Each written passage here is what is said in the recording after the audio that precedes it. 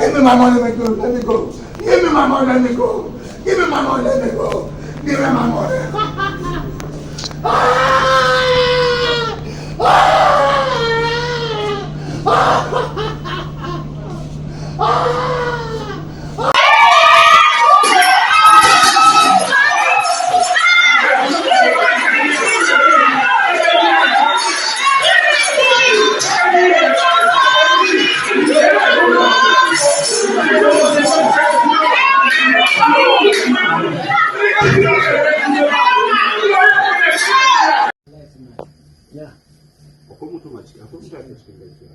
A cikin nan yanzu aka cikin bankin nan wa na ga ma nan ne aikin nan ka san yin da shi so cikin aikin kudi ne ba aikin kudi ne cikin bankin ne ko mutane cash not there. We dey wait for new naira note.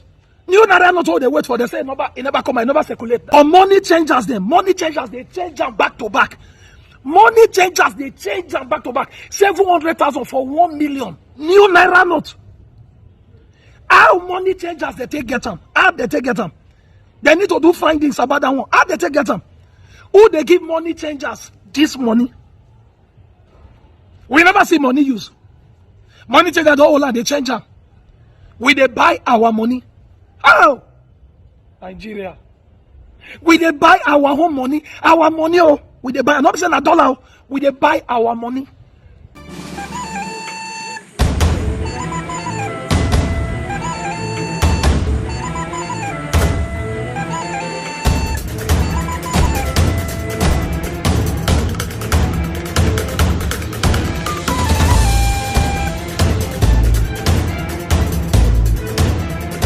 Na Nigeria ugbu a, ụkọ naira abụrụla ihe nọgidere na-enye nsogbu n'obodo ka ọ dị ugbu a. Ị ga-enwe ego n'ụlọ akụ, mana ị gaghị enwe ike ịdọrọ ya. Ọtụtụ ATM anaghịzi enye ego. Ọrụgodị na ihu ATM ma ole na ole ndị nke na-enyenụ, mana na ị ga-eji akwa ndina gị were jee ịga ịdọrọ ya bụ ego. N'ihi gịnị? Ọtụtụ ndị mmadụ jupụtara ebe ahụ. Ihe abụghịzi ihe ọchị.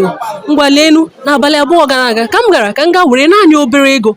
O were m ihe karịrị awa 4 n'ọkara tupu ma na-ahụ ebe m ga-eweta ego. Naanị obere ego m chọrọ iwere. Ọ bụkwa naanị nke ahụ ndị POS emeela ka o sizi ike karịa. Ị chọrọ ịga iwere ihe dịka 10,000, asị gị na ị ga-akwụ 1,000. Naanị ị chọrọ iwere 10,000. Ndị na-agbanwe ego anọgidere na-ere ego ọhụrụ. O metụtala ọtụtụ ndị tinyekwara ụmụ akwụkwọ na ndị na-azụ ahịa. Ngwa soro m ka anyị ga-ajụ ụfọdụ ụmụ akwụkwọ na ndị na-azụ ahịa ka anyị ga-agba ha ajụjụ ọnụ mara otu ụkọ naira nke a na-eme n'obodo si emetụta ha.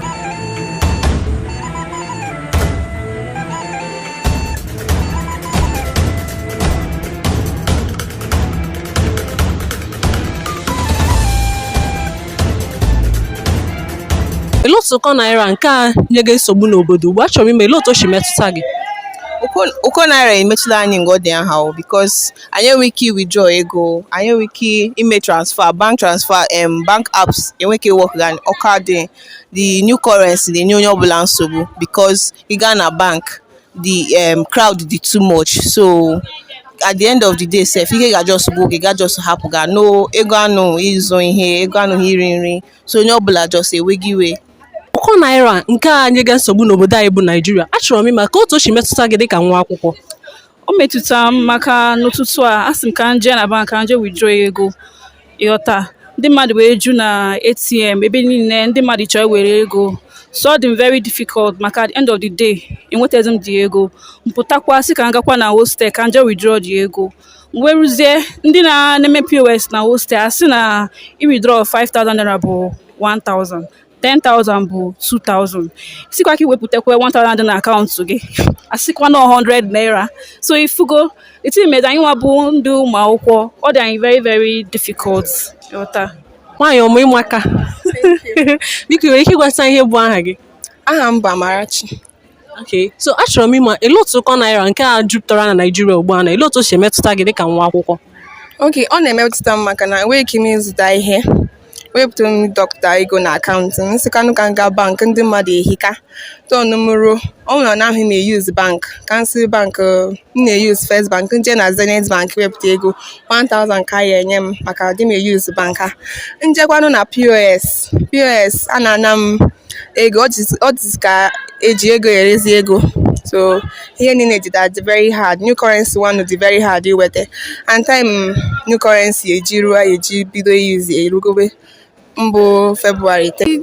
Gaa bank withdraw ego asị gị na ego adịrọ na all 1000 ka ị nwere ike withdraw and kita abụ m student nwere ọtụtụ ihe m ji ego eme but I cannot do it because there is no money so that really affected us very well. Aha m bụ Oluchi.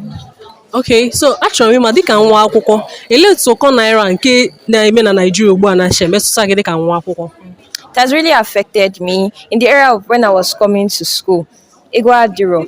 The boss people they are not collecting old money. Has your only new naira note had choro. So and Iga bank, Iga POS, and now in new naira notes.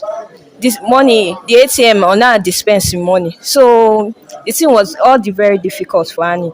Look at which they myself Mungara POS na hostel to withdraw the money.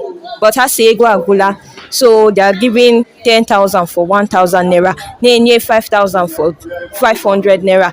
If you remove that type of money, how much will remain? So it has really been difficult for us. Nneke Kimere, Adimma. nwere ike ịgwasa ihe bụ aha gị? Ada. Ada nwanyị ọma. Yes, sir. Biko achọrọ m ịma elee otu ụkọ naira shi emetụta gị dịka nwa akwụkwọ? Yes, so the naira issue is not easy, it's very bad. Their expenses is too much and even now some people are not even collecting transfer. They want cash and there's no cash. I don't know what they want us to do. They want us to remove our kidney and sell to them. This country is another. If the government itself can do something and fix the situation about the naira issue to be better. Aha m bụ Chioma. Biko anyị chọrọ ịma elee otu ụkọ naira shi emetụta azụmahịa gị? Ụkọ naira nke a na-eme na Nigeria kedu otu o si emetụta azụmahịa gị? Ya bụ ihe abụrụkwa obere ife o. N'iwu na ụmụ akwụkwọ nwedịrị ego eji ya wee ka ga-esi withdraw enwe weta ego. So ọ na-emekọtakwa anyị ọfụma weda anyị a na-azụ kemgbe ọtụtụ ka m na ebe a were anyị ọbụla na-azụ onye bịa na ọsị na ego adịrọ na bank POS nkịtị sef awezi ego ejizi ego na-azụ ego akwa onye efe ego ejiri ego zụba ego ọ dịrị ọzọkwa n'izi biko ya nyere anyị aka ka ihe nwee ike na-agakwa n'anyị anyị nwa na-azụgodo ahịa ifugodo ego a ji egokwu nne rie buzu nsemokwu sef ọ dịrị anyị mfe biko ya nyere anyị aka.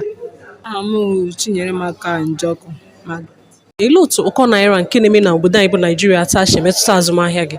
Na-emetụta azụmahịa m na ịnọdụ dati na ndị mmadụ na chọrọ ego ndị nwere ego chọrọ iwu mebi na dis transfer na-aga na otu a transfer na-eme ihe na transfer na-aga so onye ji cash nwere ike ịzụrụ ihe but even otu m nọ na oche na-ere ahịa na ịhụrụ everywhere the dry onwe ndị na-abịa ịzụ ahịa ya because ego adịghị and ego kọrọkọ and ego na-emetụ anyị n'ọnọdụ sef gụnwa sef na-ere ahịa na inwe ike ịnata nwa ego iji azụ ihe ị ga-ere ọhịa ị ga-iri gị na ụmụ gị ga-eri ihe niile ewu na transfer even the transfer sef a na-agakwa aga so ọ na-emetụ anyị ebu n'ụlọ ụdọ niile dị iche n'iche ahịa adịghị ihe ego iji eri nri adịghị so onye ọbụla nọrọ ladat na-ele anya ịpụta n'ụtụtụ gị gụrụ onye nke bịara abịa sị gị na transfer o nwere ike na-eme ya na ọ gaghị ya alawa so ọ na-emetụ anyị na njọ ahịa and ịzụ ihe azụ onye bịara ahịa ga-ezu igi nri ihe esemivuru nri bịa otu ọ dị na ịchịzụ ose gị mee transfer onye ose 100 na gị mere transfer onye magi 20 na gị mere transfer onye gbara ụgbọ 50 na gị mere transfer so ihe niile a na-eme na ego ha na-anaghị ọ na-akọsụ problem and gọọmenti emetaghị ọfụma. Ụkọ naira na-emetụta azụmahịa ma ebe ọ dị ukwuu. Nke mbụ bụ na onye na-ejighị ego n'aka ọ ga-azụnwu ihe ozi from ekwentị ya ka a ga-eji sendịere gị ego esendịkwana gị mgbe ị ga-azụcha ị ga-ahụzikwa ego iji n'aka iji ala ịgakwa n'ebe a na-azụta ma iji gị ego n'aka onye ahụ agaghị eresị gị azụmahịa gị gakwa nata enweghị ị ga-ahụ ọ na-emezi mmadụ ahụzi ego ji azụ ihe ndị na-abịa azụ ada azụzi onye bịa ọsị gị na ihe ọ na-eje ka o jegoro ihe nri onwe ya na-azụzi ihe anyị ji ihe a na-eyi ụta anyị na nwa awụ ndị na-ere uwe na-ere akpụkpọ ụkwụ nwa onye na-abịazi onye bịagodo abịasị ka o sendịere gị ị ga-ata n'ego nọ na bankị ị ga-ata ego nọ n'ụlọ akụ. Ihe dị mma wụ na ka anyị na-afụ ndị ga na-enye anyị naira, ọ na-emetụta anyị nke ukwuu. Ịlawa ugbo ị ga-ahụ ego iji agba moto, ọ na-ewute anyị ebe ọ dị ukwuu. Onye bịakwa n'ịgo ahịa na ọ sị gị na ya ejiri ego, ụfọdụ na-agba na-abịa chekwa ma anyị nwa ji ego ka anyị nwee ike bi ịga ahịa ego onwe ebe ego dị, ọ na-ewute anyị nnukwu. Ụkọ naira nke eme gị na Naịjirịa ugbu a, achọrọ m ime otu o si metụta azụmahịa gị. Ọ dịkwa very plenteous. Like ebe a nọ now bụ student environment. So obviously, aghọtara ihe na-eme and then they understand transfer. But still, the effect is too much. Like onye bịara taa na-ebe akwa na ego ya nwere na account na ya mechiri transfer, POS, all of them, they beat here without refunding the money. And as it is right now, marozi ebe ego ya dị, but our account is empty. Onwezi mobdo 1 naira inside our account. So imagine such situation. Onye anyị nwezi ego ji eri nri. Anyị nwa na-erezi ahịa now, we are at dead end. Some people meche transfer, gosi gị na ọ batago, emeche ome reverse. Now, onwezi ihe mmadụ nwere ike ime, ị na-achọ cash, onwe ebi na-enwete cash. Very much. Like agara m ahịa taa, enwe m cash nji aga ya. Nwaanyị na-egoro groundnut, ọ sị na ya nwere account number. Nga ime withdraw, asị m each 1,000 and nga akwụ 200 naira. So imagine, chọrọ igo groundnut 5,000 naira. Chọrọ ime withdraw 5,000 and asị m na nga akwụ 1,2. So you can imagine, ego na-ebuzi uru m. Onye na-eme business na-emenu ka o nwete obere ego n'ime ya. So it's not fair. That's the truth. It's a good policy, but my problem is, number one, only policy that you may implement. You work on everything involving it. Now, we don't have a good network in Nigeria. Only key meche transfer, it will not even go. And then the money is out of your account. Where is it? So it's good though, but then they should work on it. Ndị be anyị, unu esorola m were anya unu hụ na ụkọ naira nke a na-egwuzi kịta o metụtala ọtụtụ ndị gụnyere m ụmụ akwụkwọ ma ndị na-azụ ahịa. Achọrọ m ime otu o si metụta gị onwe gị. Biko ị pụrụ ime nke ahụ site n'ịgwa anyị otu o si metụta gị na ngalaba nkọwa okwu. Echefukwala ịgbasa ozi a, binye aka n'akara ịhụnanya ma nọgide na-ekiri Afọ Igbo Amaka TV. Nka bụ Nnenna. Nọrọ nke ọma ka ọ dịrị n'izu ọzọ.